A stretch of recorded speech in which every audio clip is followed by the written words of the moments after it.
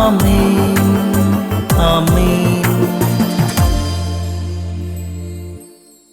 യേശുവിൻ്റെ ഏറ്റവും പ്രിയമുള്ള കുഞ്ഞെ, ലൂക്ക 22:28, എൻ്റെ പരീക്ഷകളിൽ എന്നോടൊപ്പം നിരന്തരം ഉണ്ടായിരുന്നവരാണ് നിങ്ങൾ.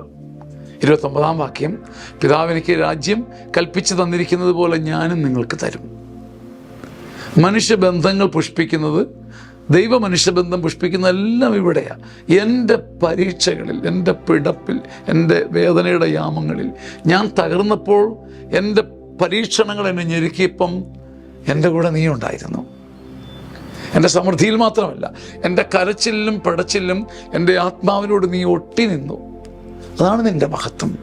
എൻ്റെ നന്മകളിൽ എൻ്റെ കൈപിടിക്കാൻ, എൻ്റെ സന്തോഷങ്ങളിലും എൻ്റെ സമൃദ്ധിയിലും എന്നോടൊപ്പം നിൽക്കാൻ, ആരവങ്ങൾ കൊണ്ട് എൻ്റെ സമൃദ്ധിയിൽ ആഘോഷിക്കാൻ നിനക്ക് കഴിയുന്നതിൽ ഒരു അത്ഭുതവുമില്ല.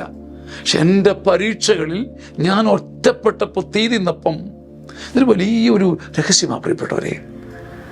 നമ്മുടെ ആത്മസ്നേഹിത, നമ്മൾ സ്നേഹിക്കുന്നവർ പിടയുമ്പോൾ, അവരുടെ പച്ച മനുഷ്യത്വം കാണുമ്പോൾ, അവരുടെ കുറവറിയുമ്പം, അവരെ അടുത്തറിയുമ്പോഴും ആത്മാവിൽ ഒരു നിറദീപം പോലെ അവരുടെ കൂടെ നിൽക്കുമ്പോൾ നമ്മൾ അവരെയും നേടും, സ്വർഗവും നേടും. നാം അങ്ങനെ എത്ര പേരെ നേടിയിട്ടുണ്ട്.